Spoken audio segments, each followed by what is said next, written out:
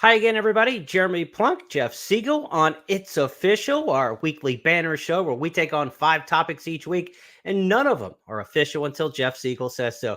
Jeff, welcome in for the June 28th edition. We've got Ohio Derby wrap-up and more.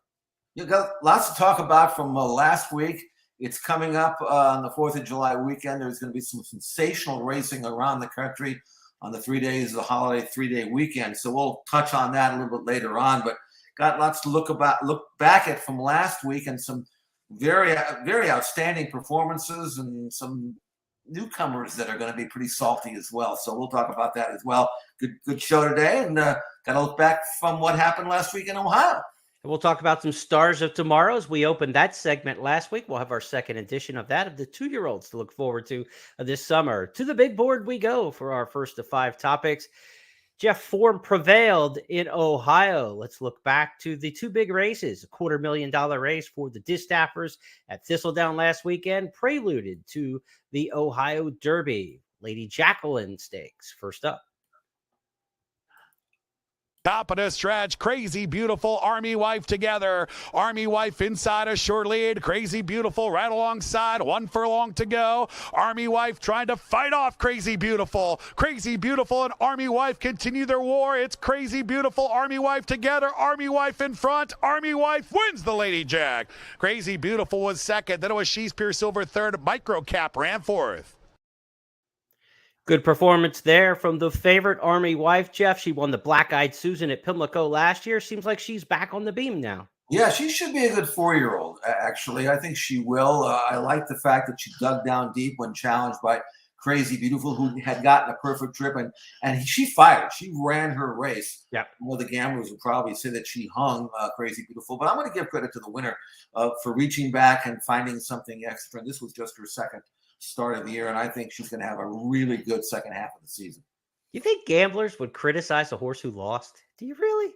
Yes, I do. Well, I don't know if they criticize him, but they would certainly hold a grudge.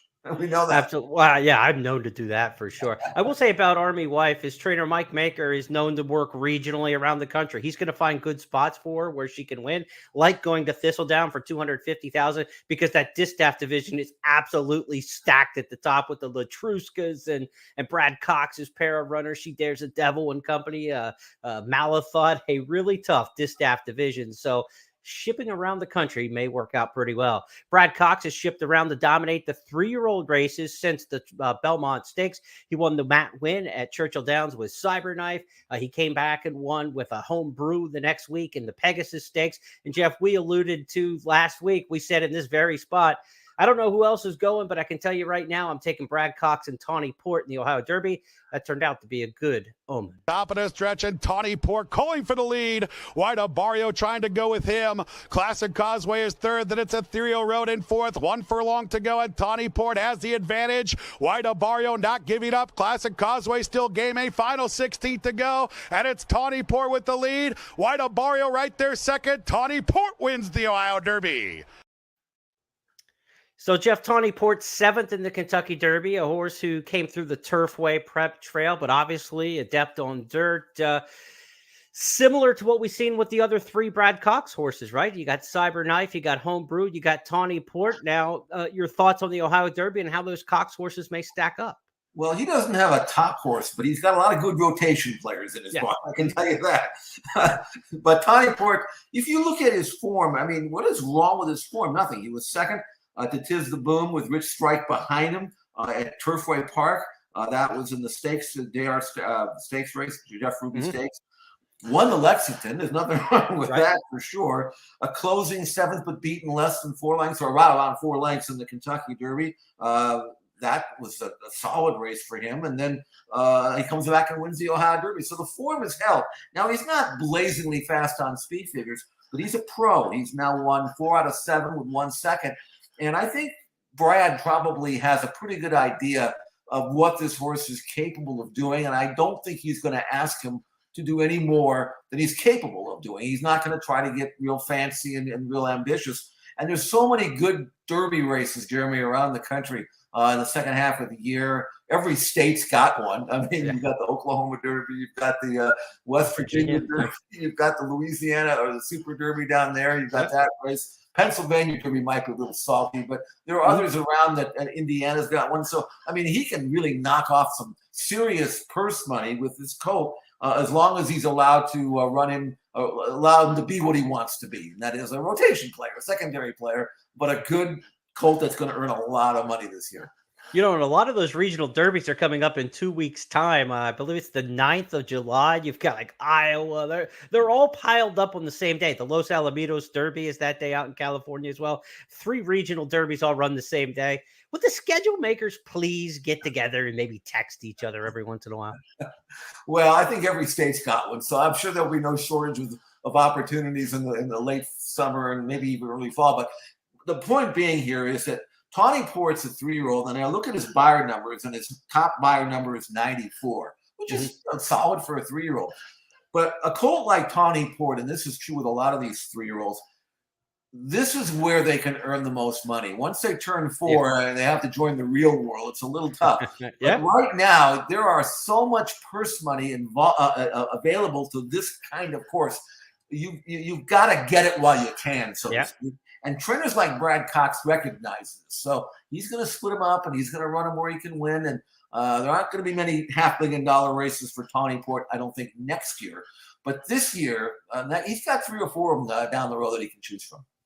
There have been years when Brad Cox has had aces, but this is kind of like, use a little baseball terminology. He doesn't have Glavins, Smoltz, or Maddox this year, but he's got a lot of Steve Averys who are pretty darn good and can win you 13, 14 games. And so his rotation is full. It just lacks that ace at the top. Let's go back to the big board in our second topic on It's Official this week. Form prevailed in Ohio, but Jeff, it flopped in New York. It just goes to prove Brad Cox doesn't win them all. Let's go back and look at Gerrymander's upset in the Mother Goose. Juju's Map challenged now by Shahama, and the two of them are right together. They are heads apart for the lead. Gerrymander switches to the outside for the final quarter mile. 3/4 up in 1:11.1. Here is Shahama to take a narrow lead, but Gerrymander has moved up, and Gerrymander is now in front. Gerrymander takes over. Shahama continues to battle on. Juju's Map back running in third. Venty's Valentine is the trailer with a furlong to the finish. Here is Gerrymander stepping away now. It is Gerrymander in front, and she is going to win this Grade 2 Mother Goose Stakes under jockey Joel Rosario. Gerrymander over Shahama, then Juju's Map and Venty Valentine. Jeff, in a very loaded division of 3-year-old fillies this year, we saw the Secret Oaths, the search results, all the good 3-year-old fillies. This was not a deep field, and it's one you expected Juju's Map to punch out. What happened? Well, here's what I think happened. Okay, now obviously she ran below her form. You know, when you're 50 cents in the dollar, you're supposed to win or at least run second in a 4-horse field. Yeah. But what I noticed about this race is that Juju's Map on paper looked like she probably would be the controlling speed. And I think her rider, Florent Giroux, knew this and wanted to get away with a really easy opening quarter, which I don't think she needed to get away with. I thought once she broke and he grabbed her and sat second off a 24 flat, I got the impression that Juju's Map got a little frustrated, at least during the early stages, but she wanted to go, and then she finally kind of switched off. And then after the opening quarter, he kind of let her out. But I think by that time, Juju's Map might have gotten a little frustrated, a little angry, a little demoralized. And she made the lead, and you can look at the paper and say, wow, did she have an easy trip? But I don't think she was happy. And I think, Jermaine, you got to let him run out of there. If you want to slow it up midway, fine, but you don't break and then grab. Horses don't like that, especially when they're free running. So I'm going to give her an excuse. It might not be a just-worthy excuse. Maybe she'll come back out of this race and run poor. Maybe they'll back her up and run her going 7/8 next time. But given the race that was going, I'm going to give her an excuse. As for gerrymandering, I mean, she got the perfect trip. Gerrymander got the perfect trip. I don't know, Jeremy. I mean, I look at her buyer number. She earned a 95 buyer number, but that was 12 points better than she's ever run before. So how much of this perfect trip with 2 targets to run at and no late speed contributed to Gerrymander's win? I want to see it from her again next time. But, she could be this good. Joel Rosario is like any good athlete. If you give him the setup, he's not going to give it back to you, and he's the perfect rider for that kind of setup in that scenario. An ace ride. She ran the race of her life. Again, she's going to have to do it again to prove it to you and to me.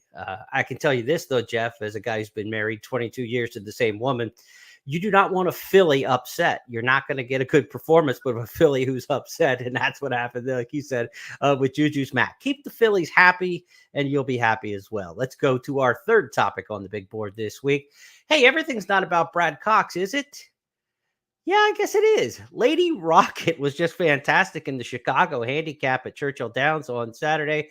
Jeff, she blasted off in that one. On paper, it looked like she could potentially be lone speed, and jockey Ricardo Santana talked about that in the post-race interviews about how we looked at it and we thought we were lone speed.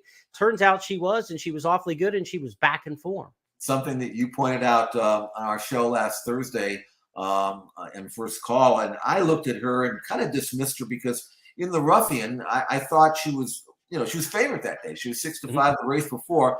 Granted, it was on off track, but she'd run well in the mud, and she made a clear lead that day and got run over. And I'm thinking, I don't know about, maybe she's at age 5 now. Maybe she's not quite as good. You begged to differ, and you were right. As Lady Rocket wired the field, got back into winning form for Brad Cox, and look at her form. She's won 7 out of 14 with 3 seconds and 2/3. Pretty good record for a 5-year winner, and I don't think she's done. I mean, based on what we saw in the Chicago at Churchill, she's back in top form.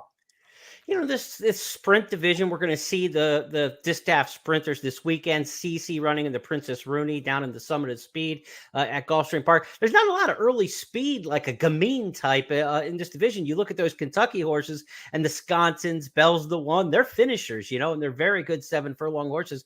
But surprisingly, not a ton of early speed in the distaff third sprint division this year. So she was able to take advantage of it. We've talked a lot about Brad Cox in the first 12 minutes of this show. Let's let Brad Cox talk about Brad Cox. Here's his post-race thoughts on Lady Rocket's win in the Chicago, courtesy of the Kentucky HBPA. She was a filly we were very, very high on her too. She had an injury, a setback. And she, I want to thank Frank Fletcher and Ten Strike Group for being patient with her, because we always liked her. We paid a lot of money for her as a 2-year-old, and she's rewarded those guys in a big way with just being patient. And she's really at her best at the age of 5. At the end of last year, she was really good in the Go for One, and now I'm glad to see she's back at the age of 5, because I thought she was once again I thought she was set up for a big effort at Keeneland. She gave us a big effort, but it resulted in a 4th place finish, just too early, too fast that day, and she showed up and ran big today. And then I heard you mention the ballerina earlier. Yeah, look, it's definitely a possibility.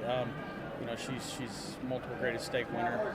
The only thing that's really going to increase her value at this point would be winning a Grade 1, and we're hopeful that she'll get that opportunity or be able to pick one off at some point. So the Grade 1 ballerina at Saratoga coming up in August, I believe, could be the next step for Lady Rocket as she blasts off with a big win in the Chicago.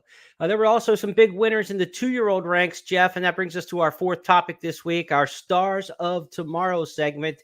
We are looking at 2-year-olds over the course of the summer who could be ones to watch, and we had a couple of them, a big winner at Belmont and a big winner at Churchill. Todd Pletcher, Dwayne Lucas with the headliners here this week on It's Official in the Stars of Tomorrow segment. You want to start with St. Tappet at Belmont.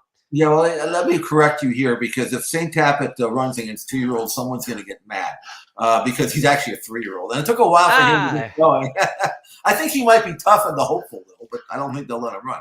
But St. Tappet here's a colt by Tappet out of Ab de Grace. And obviously, if you remember her, she won, beat the boys actually in the Woodward way back in 2011. And this is a colt that, it took a long while to finally make it to the post, but it's not too late for him to be a good colt. He won his first start. I think he got a buyer number in the mid-90s, which is superior. Now, in watching the race, I thought that number might be a tad inflated, but you don't expect him to win sprinting, and he did for Todd Pletcher, and I think his best races will be down long. So I think if Todd takes his time with St. Tappet, he can certainly develop into the late summer, early fall. And it's not really anywhere near too late for him to be a good colt maybe a player in the 3-year-old division. He's just not ready to tackle the big boys yet.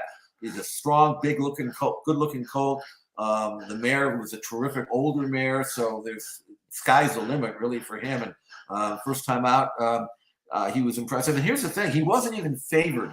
And the reason for that is that if you watched his workouts, I mean, he looked like a quality colt, but he didn't look like a sprinter. He didn't train like one. And I thought, and a lot of people thought maybe they just kind of give him a run and then use a race and then maybe stretch him out. But he won first time out. He won by 4. Did his best work from the furlong pole to the wire. So I think Todd has to be really quietly optimistic that somewhere down the road, late in this year, maybe even to his 4-year-old season, and who wouldn't want a 4-year-old in this day and age?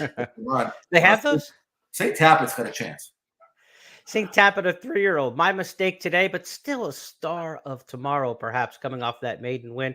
We do have another first-time starter that we want to talk about in the winner's circle. And at Churchill Downs, it was Summer Promise for Dwayne Lucas. This is a well-bred filly. Destined, Creative Cause, the mare Dream of Summer has produced so many good runners. Summer Promise, Jeff, your thoughts on her? Now, this filly is a 2-year-old, and she is really good. I actually didn't think she was going to win this race. There was a horse named Key of Light who was 2-5 in this race. They were both first-time starters. Brad Cox had Key of Life, and Key of Life decided in her first race that she was going to break 10 lengths behind the pack, going 5 furlongs. So that didn't work out so well. Doesn't work. And Summer Promise, who broke running from the rail, opened up and won by 5 and did it like a good filly for Wayne. And again, by Uncle Mo out of Dream of Summer. And Dream of Summer, here's something you don't usually see in this day and age anymore. A filly bringing a lot of money, even with her bottom line. Dan was a stakes winner, won the Apple Blossom. Dream of Summer. You've had Creative Cause, you've had Destin. Great pedigree. But this mare was 21 years old when she foaled Summer Promise, and most, auction buyers and guys who buy yearlings, they tend to stay away from foals from old mares. So, and they don't usually produce as well. So Summer Promise wins first time out, runs 57-4, does it easily with plenty left. I would think that she would be headed to Saratoga for Wayne. Yeah. And, there's going to be a lot of good fillies there, but Summer Promise starts off very impressively. And the filly I mentioned, Key of Life, if she just breaks with her field next time, she will win from here to there also. Yeah, Adirondack, Schuylerville, all those good 2-year-old filly races up at Saratoga. You would have to think that's on the radar for this impressive winner. Let's go to our 5th topic on the board, our final topic this week. It's the spotlight on the handicap division. Jeff, we've got 2 races this weekend on 4th of July weekend. Saturday's the big day, July 2nd. It'll be the Stephen Foster at Churchill, where Olympiad and Mandaloon showdown. And in New York, the Nehrude Stakes, where it's Life is Good and Speaker's Corner back. Let's go back and watch the Dubai World Cup, where Life is Good came up a little bit short, and get your thoughts on him shortening back up in trip. And Life is Good guides them into the home straight. Now gets asked a question, but he's kicked 2 lanes clear of Midnight Bourbon, who's second. Country Grammar third. Hot Rod Charlie's towards the inside rail. Then comes Chewer Wizard, 200 meters out. Life is Good is the leader. Country Grammar second. Hot Rod Charlie continues to gain ground towards the inside. Life is Good with a target on his back. Country Grammar getting the upper hand, draws alongside, and Country Grammar with his date with Destiny in front, a length and a half. Country Grammar won the Dubai World Cup. Hot Rod Charlie ran second. Chewer Wizard third. Life is Good didn't go the 2,000 meters, ran fourth. He didn't go the 2,000 meters, but in the Nehrude, he won't need to go nearly that far, Jeff. Is this a good spot for the comeback for Life is Good? It is. It's a sprint, 7/8, and this is what Life is Good wants to do. And by the way, for those of you who ever feel the urge to make a big bet to show on a horse, go back and watch this race. Life is Good looks like he was going to win 50 yards from the wire, wound up fourth.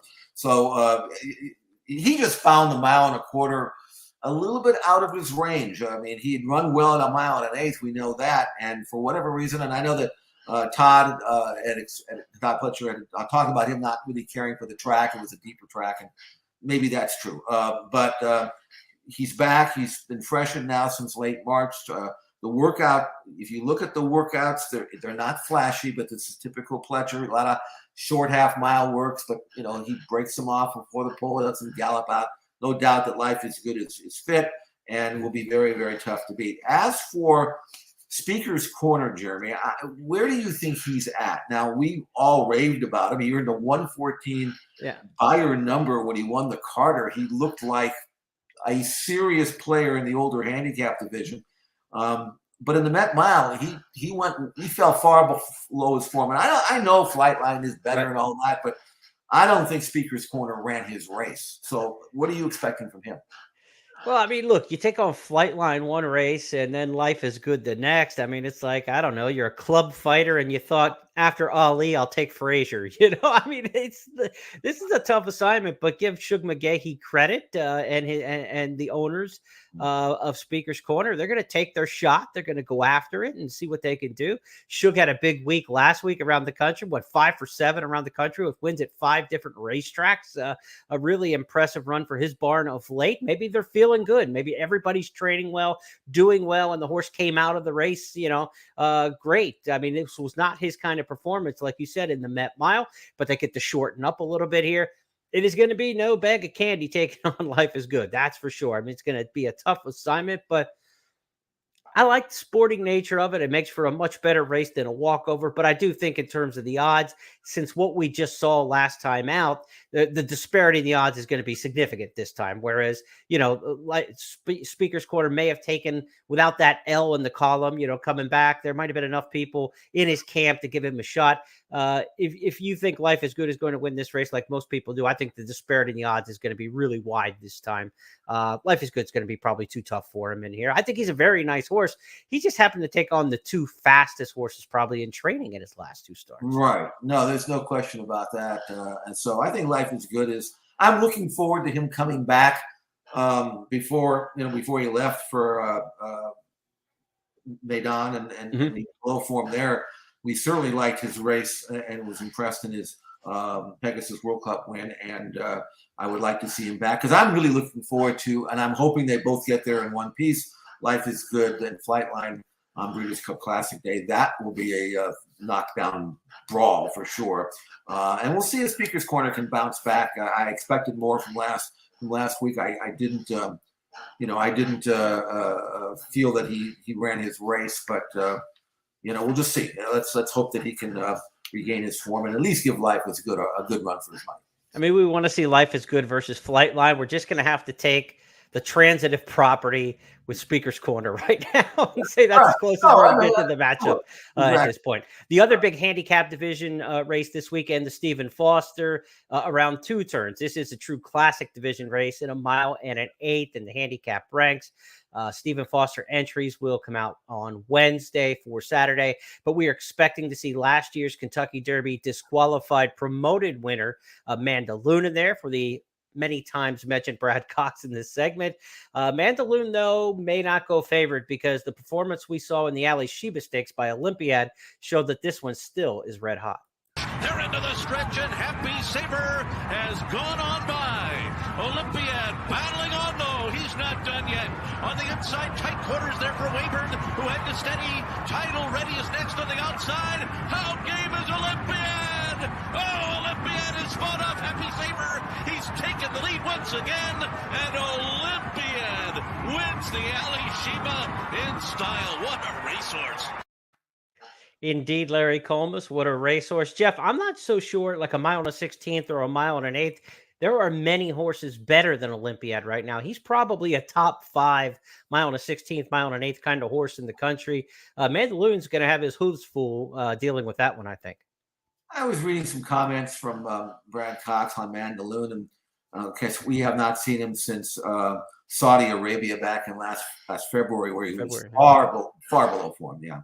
And I got the impression that Brad was trying to tell us that maybe the horse isn't like quite cranked up, using this race maybe as a springboard to Saratoga, maybe the Whitney. And so on the basis of that, I think it's probably a little bit more important race for Olympiad because he wants to keep his winning streak going. And Bill Mott's got him really on a roll here right now. He's won his last 4. You're right. I mean, this is a horse that maybe doesn't quite have the natural God-given talent of a Flightline or a Life is Good, but you're getting the most out of what he can give you. And what he's giving you now is 4 straight wins.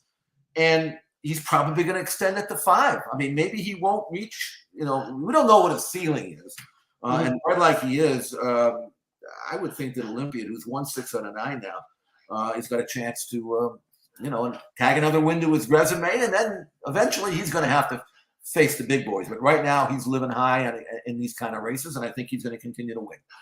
Well, those handicap division horses make for a fun Independence Day weekend. Be sure to check out all the racing action. Summit of Speed as well with CC and Company. 2 big stakes races at Gulfstream on Saturday. Laurel's got a handful of stakes races as well on Saturday. So a great weekend of racing.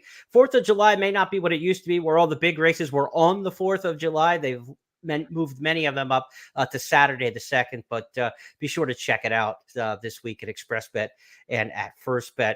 Jeff, each week we throw in a bonus topic as well. You have not been privy to this one, so I kind of want to get your reaction to it, but many of us thought that the 2 biggest snakes ever to come out of Florida were Jason Service and Jorge Navarro. We have a new contender in that category. Check out this one.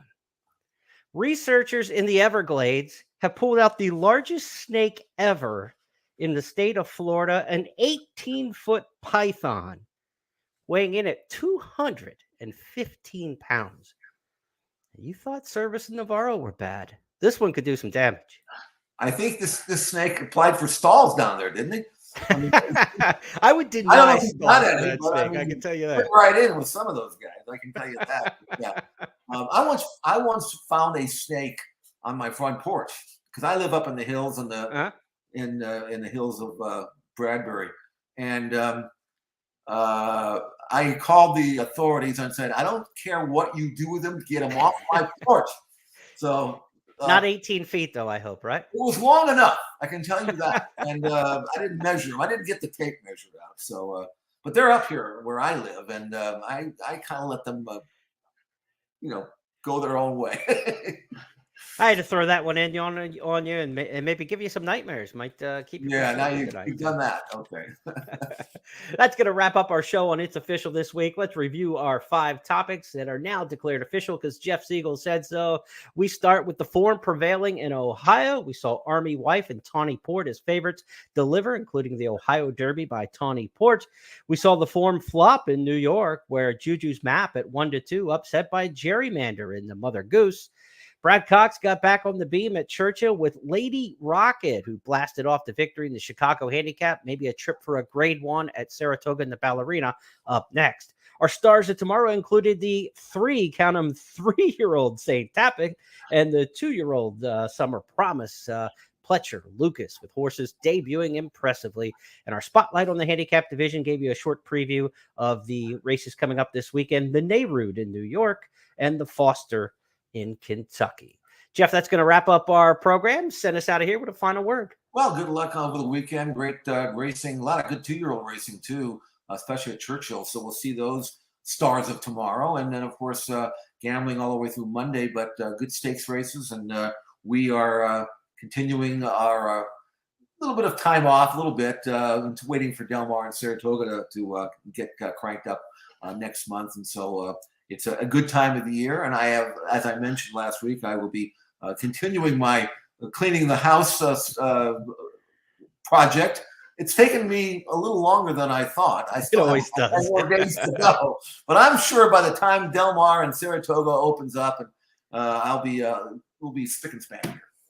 A little business on the media front. Our Thursday podcast, you can check that out, audio version, coming up, first call this week. When Saratoga Del Mar roll around in 2 weeks' time, that will become a video podcast. You'll also be able to download it on audio through all the channels that you're used to getting it as an audio podcast, but we're going to soup it up a little bit and make it a video podcast as well. So more ways to download and check out the First Call podcast for ExpressBet and FirstBet each Thursday. But that's a wrap on It's Official. We'll talk to you next Tuesday when we have 5 more topics on the big board.